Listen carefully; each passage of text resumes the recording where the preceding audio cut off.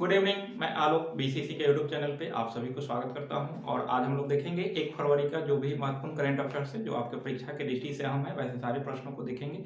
तो आप सभी देखें और अगर नए हैं तो प्लीज़ सब्सक्राइब करें और शेयर करते रहें। और आपको पीछे जो भी वीडियो गया है अभी जनवरी माह का लगभग 4 जो है आपको वीकली करंट अफेयर्स क्लासेज मिलेगा, आप सभी उसको देख सकते हैं। उससे आपका पूरा जनवरी माह का करंट अफेयर्स रिवाइज हो जाएगा। तो आप सभी देखें और उसको जो है वो शेयर करते रहें। तो आइए इसी के साथ आज के जो भी महत्वपूर्ण बिंदु है उसको देखते हैं। तो एक नंबर है कि अभी हाल ही में 73वां गणतंत्र दिवस मनाया गया और इस गणतंत्र दिवस पर जो है वो लड़ाकू विमान उड़ाने वाली दूसरी महिला बनी है। तो ध्यान रखिएगा, कह रहा है कि झांकी का हिस्सा बनने वाली दूसरी महिला लड़ाकू विमान पायलट कौन बनी? तो शिवांगी सिंह बनी है। ध्यान रखिएगा, शिवांगी सिंह जो है वो दूसरी महिला बनी, जबकि पहली भावना कंठ पिछली बार उड़ाई थी जो कि लड़ाकू विमान था। तो इस तरह से इसको आप ध्यान रखिएगा कि दूसरी भारतीय महिला शिवांगी सिंह बनी है। अगला प्रश्न है कि संगोली रायन्ना के नाम पर एक सैन्य स्कूल के नाम की घोषणा किया है। तो ये कर्नाटक सरकार के द्वारा किया गया है और कर्नाटक में अगर देखा जाए तो रानी चिन्नम्मा और संगोली रायन्ना ने अंग्रेजों के व्यापगत के नीति का विरोध किया था। तो अंग्रेज जब व्यापगत नीति लाए थे तो उसका इन्होंने विरोध किया था। तो इन्हीं के नाम पर कर्नाटक सरकार के द्वारा जो है वो एक सैन्य स्कूल की स्थापना नाम रखने की घोषणा किया। तो आप ध्यान रखेंगे इसको। और अगर हम देखें तो कर्नाटक के वर्तमान में मुख्यमंत्री जो है वो बासवराज बोम्मई हैं। अगला है कि जय भीम और मराक्कर ऑस्कर 2022 के लिए आधिकारिक तौर पर नामित हुआ है। तो ऑस्कर 2022 के लिए नॉमिनेट हुआ है दो फिल्म जो कि भारतीय है, जय भीम और मराक्कर। जय भीम तमिल फिल्म है और मराक्कर मलयालम है, इसको आप ध्यान रखेंगे। अगला है कि फियरलेस गवर्नेंस पुस्तक के लेखक कौन है जो अभी काफी चर्चा में है? तो ये है, आपका ध्यान रखेंगे, किरण बेदी के पुस्तक है जिसका विमोचन किया गया। और ये किरण बेदी देश की प्रथम महिला आईएएस है, देश की पहले महिला आईपीएस हैं किरण बेदी। तो इस तरह से ध्यान रखेंगे कि फियरलेस गवर्नेंस जो है किरण बेदी का पुस्तक है और इन्होंने अपने पूरे कार्यकाल के दौरान जो कुछ भी किया उसके बारे में इसमें चर्चा किया है। कह रहा है कि एक इसके साथ और पुस्तक है कि the 10 trillion dreams, the 10 trillion dream जो है वो किसकी पुस्तक है? तो पूर्व वित्त सचिव है सुभाष चंद्र गर्ग। सुभाष चंद्र गर्ग के द्वारा ये पुस्तक लिखी गई है, द 10 ट्रिलियन ड्रीम। तो ये ध्यान रखेंगे आप इसके साथ।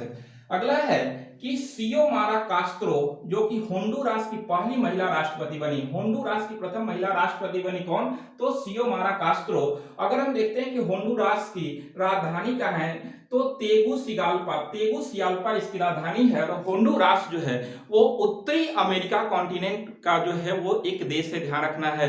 उत्तरी अमेरिका कॉन्टिनेंट में आपको मैक्सिको के पास ये दिखेगा, ये आप जो है मैप में देख सकते हैं। इसकी राजधानी तेगुसिगाल्पा है। अगला है कि हवासोंग 12 जो कि बैलिस्टिक मिसाइल है, इसका परीक्षण किया है उत्तरी कोरिया के द्वारा इसका परीक्षण किया गया है जिसका क्षमता 2000 किलोमीटर तक है।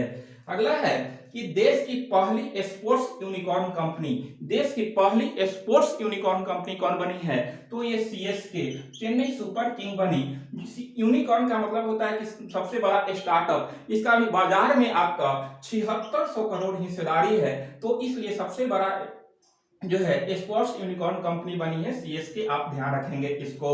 तो इस तरह से अगर हम देखें तो इस बार जो 14वां जो है आईपीएल का सीजन हुआ था जिसमें सीएसके विजेता रहा था और केकेआर उप विजेता रहा था, इसको भी आप ध्यान रखेंगे।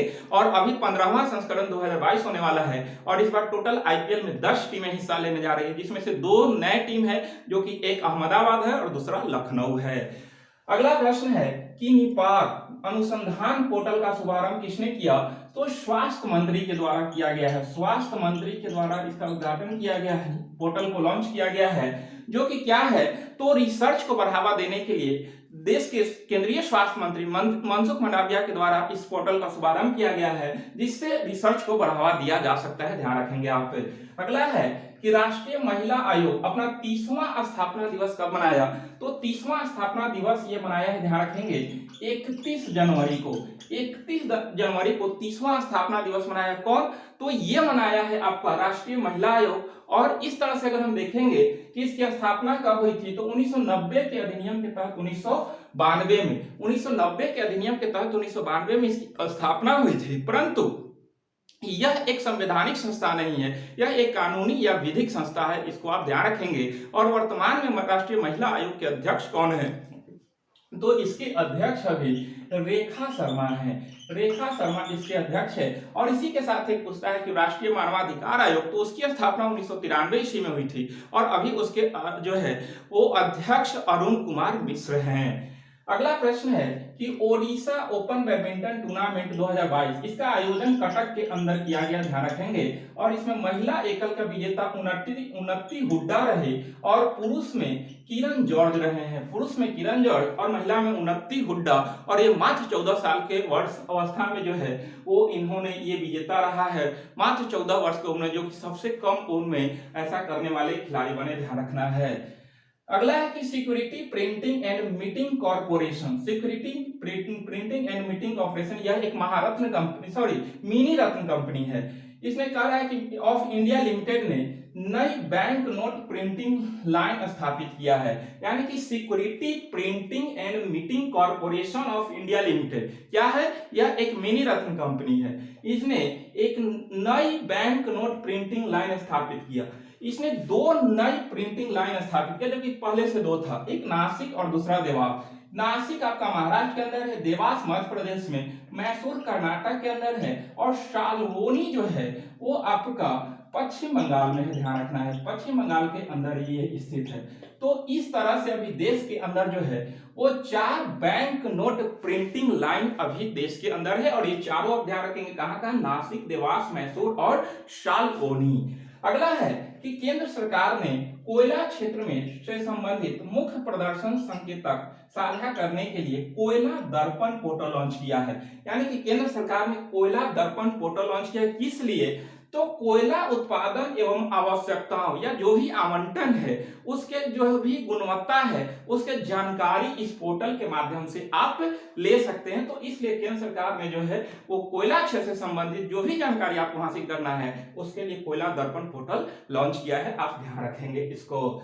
अगला है, और अभी जो है वो केंद्रीय बजट जो है वो पास हो चुका है। आज अभी जो है हमको समय नहीं मिला उस पे जो है वो देखने के लिए, तो उसको देखकर एक अलग से जो है वो आपका यूनियन बजट को जो है एक अलग वीडियो देंगे। इसके साथ आर्थिक सर्वेक्षण भी हो चुका है, क्योंकि 31 जनवरी को आर्थिक सर्वेक्षण होता है और 1 फरवरी को केंद्रीय बजट पारित होता है। तो दोनों हम लोग जो है एक सेपरेट वीडियो में देख लेंगे, इसलिए आप सभी इसको देखें और उसको भी हम लोग नेक्स्ट दिन कर लेंगे। अगला है कि केंद्र सरकार ने दूरसंचार कंपनी, केंद्र सरकार ने, बहुत फेमस क्वेश्चन है कि केंद्र सरकार ने दूरसंचार कंपनियों को अंतरराष्ट्रीय कॉल और मैसेज को 2 साल तक सुरक्षित रखना अनिवार्य कर दिया। यानी कि केंद्र सरकार ने जो है वो दूरसंचार कंपनी जो भी है उसको जो कोई भी विदेशी जो है मैसेज है उसको 2 साल तक सुरक्षित रखना अनिवार्य किया, ध्यान रखना है। पहले ये जो था वो 1 ही साल के लिए थे, परंतु अब उसे 2 वर्ष के लिए कर दिया गया है, ध्यान रखना है। तो अब 2 वर्ष तक उसको डिलीट नहीं कर सकता है जो भी टेलीकॉम कंपनी है। तो इस तरह से ये केंद्र सरकार के द्वारा अनिवार्य किया गया। तो इस तरह से आज के महत्वपूर्ण 13 प्रश्न थे। अभी थोड़ा जो है वो समय की कमी होने की वजह से आपको थोड़ा सा वीडियो इधर उधर हो रहा है, लेकिन आप सभी मैनेज करेंगे, आप लोग देखें और शेयर करते रहें। आप लोग शेयर रुकना नहीं चाहिए, जो भी जा रहा है शेयर करें। और मेरा जिम्मेवारी है कि हम टोटल आपको करेंट जो है वो करवा दें। तो आप सभी देखिए, आपका करेंट का तैयारी बेहतर होगा। तो देखिए और देखिए, आने वाला समय में अब तुरंत ही आपका ऑफलाइन बैच भी ओपन होंगे, तो उसकी सूचना आप लोगों को दिया जाएगा। तो देखिए, बहुत बहुत धन्यवाद आप सभी को।